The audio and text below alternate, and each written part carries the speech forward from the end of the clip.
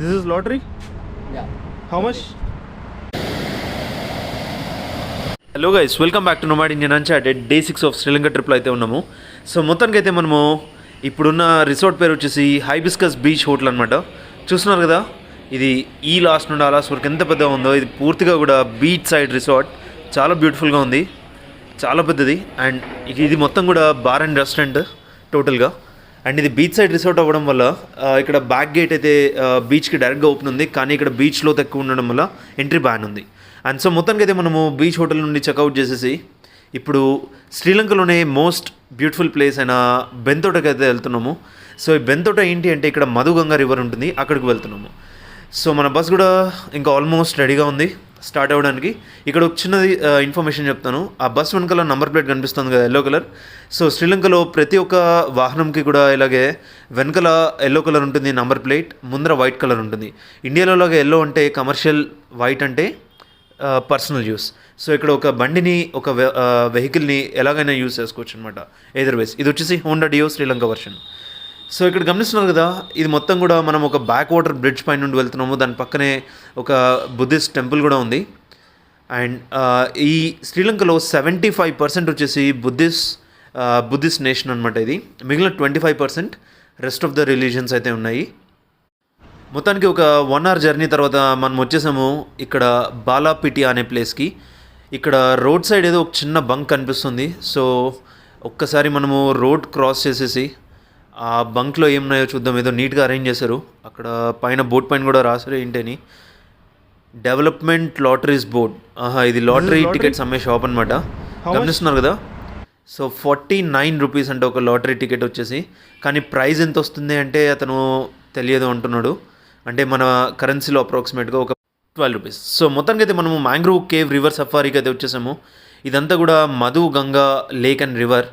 Almost ఒక 21 active islands ఉన్నాయి out of 65 ఐలాండ్స్లో.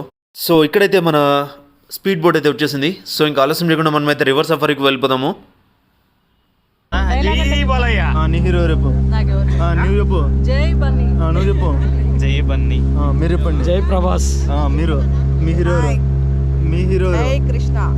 Me hero Nag. Me hero జై కేసీఆర్ అంటారు వాళ్ళు వెనకాల, మాకు తెలుసు. సో ఇక్కడ ఉన్నటువంటి 21 యాక్టివ్ ఐలాండ్స్లో అయితే ఇక్కడ కొన్ని ఫ్యామిలీస్ అయితే నివసిస్తున్నారు. వాళ్ళకి యాక్సెస్ అవ్వడానికి అని చెప్పేసి ఆ పైన బ్రిడ్జెస్ గమనిస్తున్నారు కదా, అవన్నీ కూడా ఇలా ఈ నది వెంబడి చాలా బ్యూటిఫుల్గా అలా ఇల్లులు కట్టుకున్నారు. కొన్ని రిసార్ట్స్ అయితే కూడా ఉన్నాయి. సో ఈ బ్రిడ్జ్ కింద నుండి వెళ్తున్నప్పుడు మాత్రం ఆ ఫీల్ అనేది వేరే లెవెలే ఉంది, చాలా ఎగ్జైటింగ్గా ఉండింది. సో పైన మొత్తం రోడ్ ట్రాన్స్పోర్ట్, కిందంతా కూడా వాటర్ ట్రాన్స్పోర్ట్ ఇక్కడ. Hello, hi. జై బాలయ్య.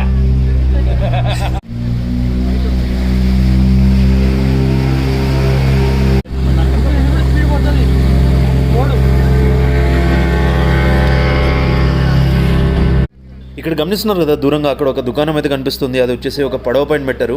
సో ఇది వచ్చేసి ఫ్లోటింగ్ షాప్ అంటారంట వీళ్ళు. దానిపైన అయితే టెంకాయలు అయితే అమ్ముతున్నారు. ఇక్కడ ఎక్కువగా కొబ్బరికాయలు ఆరెంజ్ కలర్లో అయితే ఉన్నాయి. ఒకటి వచ్చేసి 40 రూపీస్ ఇండియన్ కరెన్సీ. అండ్ ఇక్కడ కనిపిస్తుంది కదా ఒక చిన్న ఐలాండ్ మాదిరిగా. ఇది వచ్చేసి ఉన్న 21 ఐలాండ్స్లో మొత్తం కూడా ఇదే చిన్న ఐలాండ్ అంట, స్మాలెస్ట్ ఐలాండ్ ఇక్కడ మధుగంగా రివర్ అండ్ లేక్లో ఉన్న దాంట్లో. సో ఇక్కడ వచ్చేసి ఒక గుడి ఉంది, 600 సంవత్సరాల పురాతనమైన గుడి. ఇది గణేశుని గుడి అంట, గైడ్ చెప్పారు. అయితే ఇక్కడ ఈ వాటర్ లెవెల్ అనేది పెరగడం వల్ల ఈ ఐలాండ్ అనేది ఇంకా చాలా చిన్నగా అయిపోయింది. దీన్ని 5 సెంట్ ఐలాండ్ అని కూడా అంటారంట దీన్ని. సో చూస్తున్నారు కదా అక్కడ గుడి. ఇప్పుడైతే అక్కడ దూరంగా గమనిస్తున్నారు కదా ఒక చిన్న వైట్ డాట్ మాదిరిగా, ఆ జూమ్ చేద్దాము. సో అక్కడ వచ్చేసి ఒక బుద్ధుని విగ్రహం అయితే ఉంది, బుద్ధ స్టాచ్యూ అది. సో రైడ్ అయితే చాలా బ్యూటిఫుల్గా ఉంది. వెదర్ కూడా బాగా సపోర్ట్ చేస్తుంది. ఇవాళ ఎండ అయితే ఎక్కువ లేదు. అండ్ హ్యూమిడిటీ కూడా కొద్దిగా తక్కువగానే ఉంది ఇక్కడ south side compare to central and west of శ్రీలంకకి అయితే. సో ఇప్పుడైతే మనం వెళ్ళిపోదాము main part of this river safari, mangrove ride అనమాట ఇది. సో మ్యాంగ్రూవ్స్ అంటే ఏం లేదు, తెలుగులో మడ అడవులు అంటారు. చూస్తున్నారు కదా ఆ చెట్ల యొక్క వేర్లు ఎలాగొచ్చాయి, ఎంత బలంగా ఉన్నాయి అనేది. సో ఇది మొత్తం కూడా దగ్గర దగ్గర ఒక 5-6 అడుగులు వెళ్ళిన తర్వాత అప్పుడు ఆకులను మొదలవుతాయి. కింద మొత్తం కూడా ఇది వేర్లు. ఈ మ్యాంగ్రూవ్ ఫారెస్ట్ ఎందుకు ఉపయోగపడతాయంటే ఇక్కడ సముద్రం ఒడ్డున ఉన్నటువంటి ప్రదేశాల్లో మొత్తము కుంగిపోకుండా ఈ అలల తాకిడికి చూస్తున్నారు కదా ఆ అలల్ని ఎట్లా ఆపుతున్నాయి అనేది. సో అలల్ని ఆపడానికి ఈ మ్యాంగ్రోవ్ ఫారెస్ట్ అనేది చాలా ముఖ్యం అన్నమాట. వీటిని సరిగ్గా కాపాడలేకపోతే భూమి అనేది ఎక్కువగా కోత అయిపోయి మనకి ల్యాండ్ స్లైడ్స్, ల్యాండ్ కట్ అనేది అవుతూ ఉంటుందన్నమాట.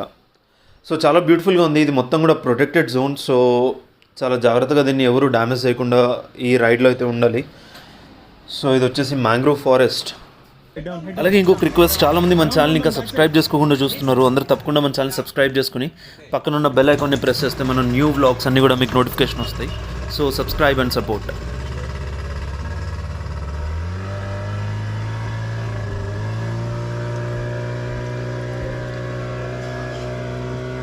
చూద్దాం ఒకసారి మొత్తానికి ఈ వాటర్ ఎలా ఉందో. కింద అండర్ వాటర్ మన గోపురం అయితే ముంచేసాం నీళ్ళలో. విజిబిలిటీ అయితే చాలా తక్కువ ఉంది అసలు, ఎందుకంటే బాగా బురద నీళ్ళు కాబట్టి ఇది. సో ఇందులో క్రొకడైల్స్ కూడా ఉన్నాయని చెప్పేసి లోకల్ గైడ్ చెప్పారు. ఇక్కడ బేబీ క్రొకడైల్స్ అనేవి చాలా ఎక్కువ బ్రీడింగ్ అవుతూ ఉంటుంది. మొత్తానికి అయితే హాఫ్ అన్ అవర్ రైడ్ తర్వాత మధుగంగా రివర్ సఫారీలో మనము ఇప్పుడు వచ్చిన ప్లేస్ వచ్చేసి సినమన్ ఐలాండ్. సినమన్ అంటే దాల్చిన చెక్క. సో ఇక్కడ ఈ ఐలాండ్లో దాన్ని ప్రొడ్యూస్ చేస్తారంట. ఫస్ట్ అయితే ఎవరిని దిగద్దని చెప్పారు, తర్వాత మళ్ళీ అందరు దిగచ్చు అని చెప్పేసరికి అందరు దిగారు బోట్ని. ఇప్పుడు ఈ ఐలాండ్ పైకి వెళ్తున్నాము. పూర్తిగా కూడా క్యాండిడ్ షాట్స్ వేస్తాం మనము, చూస్తున్నారు కదా. సో ఈ ఐలాండ్కి ఇంకొక పేరు ఉంది, వన్ మ్యాన్ ఐలాండ్. ఇక్కడ ఒకటే ఒక మనిషి నివసిస్తారంట ఐలాండ్లో మొత్తం కూడా. అండ్ ఇక్కడ వీళ్ళు చూస్తున్నారు కదా, వీళ్ళంతా కూడా ఒక శ్రీలంకన్ సీరియల్కి సంబంధించిన షూటింగ్ క్రూ మొత్తము. ఆ వన్ మ్యాన్ ఉండేటువంటి ఇల్లు ఇదే. అతను ఇందులోనే ఉండి ఆ దాల్చిన చెక్కని ప్రొడక్షన్ చేసి అమ్ముతూ ఉంటాడు. వీళ్ళందరూ కూడా సీరియల్ క్రూ. ఇది వచ్చేసి శ్రీలంకన్ డైలీ సీరియల్ అంట. ఇది వీక్కి 5 days పబ్లిష్ అవుతుంది. సో మన భాషలో ఈ సీరియల్ పేరు వచ్చేసి స్కూల్కి వేలాయరా మన భాషలో. సో వాళ్ళు ఏదో సినిమాలిస్ట్లో చెప్పారు, మనకు అర్థం కాలేదు. ఈ సినమన్ అంటే ఏం లేదు, దాల్చిన చెక్క. ఈ దాల్చిన చెక్క కడ్డీల్ని ఇలా ఆ కొమ్మల్ని కట్ చేసి ఫస్ట్ దానిపైన ఉన్నటువంటి ఒక లేయర్ని ఇలా కత్తితో గీక్తారనమాట. అది కూడా పూర్తిగా వేస్ట్. అది దానివల్ల ఏం ఉపయోగం ఉండదు. దాని తర్వాత సెకండ్ లేయర్ని మళ్ళీ పల్చగా ఇలా గీకడం వల్ల దాని లోపల ఉన్నటువంటి దాల్చిన చెక్క అనేది మనము ఉపయోగించుకోవడానికి అవుతుంది. కానీ అది వెంటనే ఉపయోగపడదు. అది కూడా చూద్దాం మనము ఎలా చేస్తారో ఏంటి అని. ఈ దాల్చిన చెక్క వల్ల చాలా లాభాలు ఉన్నాయి, మనము ముందు చూడబోతున్నాం. అది ఇప్పుడు చూస్తున్నారు కదా, దానికి ఒక కత్తితో ఘాటు అనేది పెట్టేసి ఇలా దాన్ని రౌండ్గా ఒలుచుకుంటూ వస్తారనమాట. సో మీకు కనుక సినమన్ ఐడియా ఉంటే, అంటే ఎండిపోయిన సినమన్ ఐడియా ఉంటే మీరు ఒకసారి ఊహించుకోవచ్చు దీన్ని ఎలా చేస్తున్నారు అనేది. సో చూస్తున్నారు కదా, ఆ పైన ఒక లేయర్ తీసేసి దాన్ని ఇప్పుడు రౌండ్గా కట్ చేసుకుంటూ వస్తారనమాట. దాన్ని చూడండి ఎలా వస్తున్నారు అది అనేది. సో అలా ఆ ఫైన్ లేయర్ని మొత్తం కూడా ఒలిచేసి దాన్ని ఎండబెడతారు. అలా ఒలిచినటువంటి ఈ లేయర్స్ అన్నీ కూడా అలా జాయిన్ చేసుకుంటూ ఒకదాని వెంబడి ఒకటి ఆల్మోస్ట్ 1 మీటర్ వరకు ఇలాగే జాయిన్ చేసేసి పొడవుగా వీటిని ఎండలో ఎండబెట్టకుండా జస్ట్ పైన అటక మీద పెట్టేస్తారనమాట. ఒక వారం 10 రోజుల్లో ఇది మొత్తం కూడా ఇలా పచ్చగా ఉన్నది ఎండిపోతుంది. సో దీనివల్ల ఉపయోగం ఏంటి అంటే మనకి మేజర్గా ఇది ఆయిల్. ఒక 100 kg ఆకుల్ని తీసుకొని, బిర్యానీ ఆకుల్ని తీసుకొని ఇలా బాయిలర్లో వేసి మరగబెట్టిన తర్వాత ఇంత ఆయిల్ అనేది ప్రొడ్యూస్ అవుతుందన్నమాట. ఇది చాలా అంటే హెల్త్కి చాలా మంచిది అని చెప్పారు అతను. స్మెల్ అయితే చాలా బాగుంది. సో దీనివల్ల ఉపయోగాలు ఏంటి అంటే మనకి జలుబు చేసినప్పుడు కానీ, తర్వాత పంటి నొప్పి ఉన్నప్పుడు కానీ వీటిని తీసుకొని స్టీమ్ తీసుకుంటే మనము వెంటనే రిలీఫ్ అనేది వస్తుంది మనకి. అండ్ అలాగే జాయింట్ పెయిన్స్ కానీ, బ్యాక్ పెయిన్ కానీ, లేకపోతే పన్ను పుచ్చున్నప్పుడు ఒక కాటన్ బాల్ పైన తీసుకొని జస్ట్ ఒక 5 seconds అలా పన్ను పైన పెట్టుకుంటే అది రిలీఫ్ అనేది ఇస్తుందన్నమాట మనకి. అండ్ మొత్తానికి అయితే మనము సినమన్ ఐలాండ్ చూసుకొని నెక్స్ట్ వెళ్ళబోతే అయితే బుద్ధిస్ట్ ఐలాండ్. ఇక్కడ ఒక బుద్ధ టెంపుల్ ఉంది, అక్కడ బుద్ధ స్టాచ్యూ కూడా చూస్తున్నారు కదా. సో అది నెక్స్ట్ వ్లాగ్లో చూద్దాము డీటెయిల్గా. అది చాలా బ్యూటిఫుల్గా ఉంటుంది ఐలాండ్ అంతా కూడా. అంతవరకు మన ఛానల్ అందరూ ఫాలోగా ఉండి subscribe, like, share and comment చేసి